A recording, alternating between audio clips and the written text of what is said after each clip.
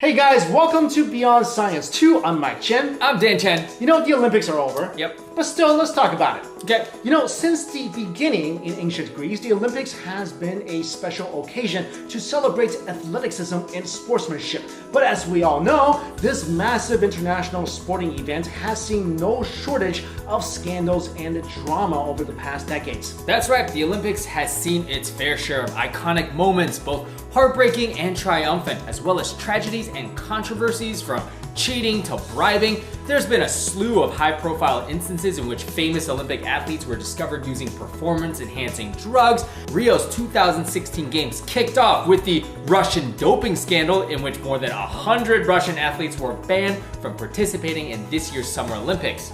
But beyond that, over the years, we've also seen highly controversial rulings, rivalry in the IOC, and even sabotage between athletes during or leading up to the Olympics. It's impossible to list all the scandals, so here are some of the most disturbing ones. Take a look. Let's start with the most recent 2016 Russian doping scandal, or state-sponsored doping. Athletes trying to use performing-enhancing drugs or doping is nothing new to the Olympics. Some of the most famous Olympians from the US, China, and Austria, to name a few, were caught cheating at one time or another. However, the latest Russian doping scandal trumps them all. Right before the 2016 Rio Games, Russia was implicated in an unprecedented large-scale doping scandal, causing 118 of the 390 Russian athletes to be banned from participating this year. This is the largest Olympic doping scandal to date, and everyone was in on it on the Russian side, including all the way to the top. In a report done by the World Anti-Doping Agency, or WADA, found that the Russian government, security services, and sporting authorities worked in cahoots to cover up widespread doping across a large number of summer and winter sports. WADA recommended that the International Olympic Committee, or IOC, ban Russia from participating altogether in Rio, but the IOC decided to let 279 of the Russian athletes compete and ban the rest. Just a few months ago, former head of the Russian anti-doping agency, Dr. Gregory Rodchenkov, a skilled chemist, admitted that he personally helped to provide performance-enhancing drugs to Russian athletes. Rodchenkov claims that his actions were encouraged by the Russian government. Rodchenkov was fired, and according to him, several of his colleagues died from mysterious circumstances. Fearing for his safety, Rodchenkov fled to the US, where he revealed his role in the whole doping scandal. Next, Tonya Hardings' attack on Nancy Kerrigan. Almost everyone knows about this infamous attack on Nancy Kerrigan before the 1994 Olympics, especially those of us who follow figure skating. I mean, those of us who know people who follow figure. I don't watch that. In January 1994, Kerrigan was whacked in the leg by an assailant after a practice session. The incident took place at Cobo Arena in Detroit, and Kerrigan was captured on camera wailing loudly from the pain and shock while on the floor. Luckily, her bones weren't broken, but she had to withdraw from the US Championships because of her injuries. At the time, Kerrigan was considered to be one of America's best figure skaters and a top contender for the 1994 Winter Olympics in Norway. The other leading contender and Kerrigan's chief rival was, of course, Tonya Harding. They were both competing for a spot on USA's Olympic figure skating team. Since Kerrigan was injured, Harding stood out at the championships and was able to secure a spot. It was soon revealed that Kerrigan's attack was orchestrated by Harding's ex-husband, Jeff Gillooly, and Harding's bodyguard, Sean Eckhart. Harding claimed that she didn't know about the attack until after it happened, though Gillooly claimed that she had conspired with them. Because of this, Harding was nearly banned from the Olympics. After the incident, Kerrigan was granted a spot to compete in the 2002 Winter Games, despite being unable to compete in the championships, and she ended up winning the silver medal. Harding finished 8th, cheaters never prevail. She also pleaded guilty to conspiring to hinder prosecution of a case. Her ex-husband and co-conspirators even served time in prison.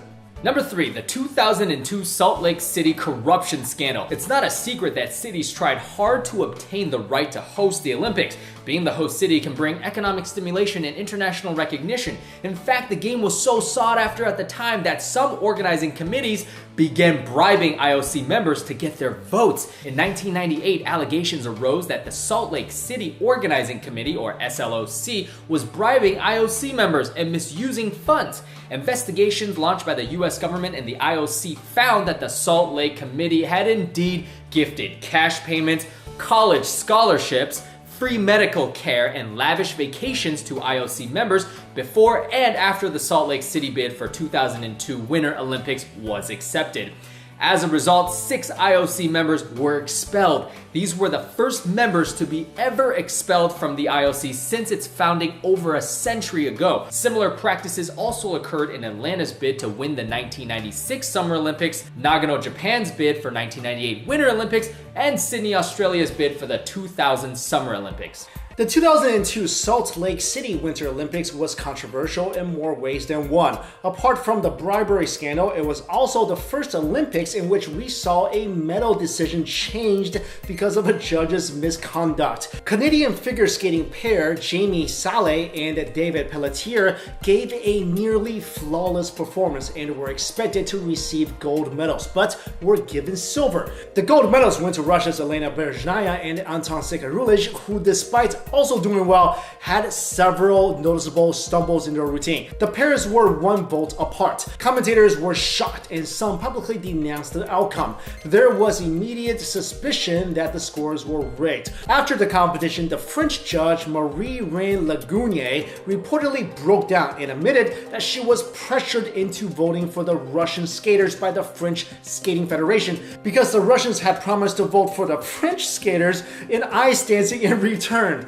As a result, the International Skating Union awarded Salé and Pelletier a second set of gold medals, allowing the Russian skaters to keep theirs. Next up, we have the 1988 light middleweight gold medal boxing match between Park Si-hoon and Roy Jones Jr. in Seoul, South Korea. This controversial decision is arguably one of the most corrupt instances of bribery the Olympics have ever seen. During the match, Roy Jones Jr. landed 86 punches and Park only landed 32 punches. Jones won so easily that he barely even put up his guard, and Park was given 2 standing 8 counts and warned twice by the ref. In addition, Park shouldn't even have been there in the first place, as speculation of decisions in his earlier matches were also tainted. When the results came in, Park won 3-2. Judges from the Soviet Union and Hungary voted Jones, but judges from Uganda, Uruguay, and Morocco had the Korean just in front. Both Jones and the referee of the fight were so shocked at the decision, the referee actually whispered to Roy Jones Jr., "I can't believe they did that to you." Other Olympic judges called the decision unfair and disgraceful. Years after the ordeal, even though the IOC never outright admitted that there was bribery taking place, mounting evidence by referees and officials said that they saw envelopes of cash being handed to certain boxing judges by South Korean boxing authorities. Jones stated in 2004 that back in '88, he went with an interpreter to talk to Park afterwards and ask him if he thought that he had won. Park said no, and that was enough for Jones, who would actually go on to have a Hall of Fame boxing career, make millions, and is widely considered the greatest pound-for-pound boxer of all time. Next, we have the ages of Chinese Olympic gymnasts.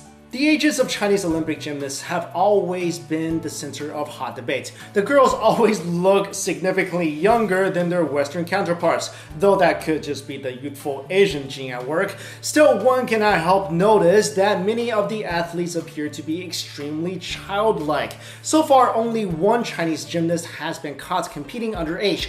Dongfeng Xiao, who attended the 2000 Sydney Olympics, was found by the International Gymnastics Federation to be only 14 years old at the Games. The minimal age to participate in Olympic gymnastics is 16. As a result, China was stripped of its bronze medal for the women's team. Finally, we have the collision between runners Mary Decker and Zola Budd. In this list of Olympic controversies, this one might seem less scandalous, but at the time, it was one of the biggest headlines around the world. At the 1984 Olympics in Los Angeles, South African-born British runner Zola Budd collided with American runner Mary Decker during the women's 3,000-meter final. causing Decker to fall to the side of the track. Decker was unable to get up and did not finish the race. After Decker's fall, the mostly American spectators began booing at Bud, who was also distraught. She only managed to finish number 7. Bud was first disqualified for obstruction, but track officials reinstated her 1 hour later after reviewing the footage. The footage was also played repeatedly on national television, with everyone trying to figure out who is to blame. To this day, no one really knows for sure. So there you go, guys. Those are some of the most controversial scandals in Olympic history. And of course, you're always going to get the controversies, but I always look at all the good things that happened, especially like this year with Fu Yanhui, the 2 runners colliding. Like, there's some really good stories. I don't know why this is, but I feel like the Olympics, the hype about it is just gradually decreasing. Oh yeah. I feel like it's not that big of a when I was deal. younger, the Olympics was such a big deal. Definitely. And then even 4 years ago, Yeah. 4 years ago, it was such a big deal. Yeah. And this year is almost like no one really cared. It's like Seriously. it's on, like It's there. I mean, yeah, you have a couple of stars, but I do remember back in the day, like you said, almost a lot, like there was a star in almost every event that you were like, I want to watch that person, regardless of what country. Well, back when we were younger, it was the Dream Team. That was like the thing.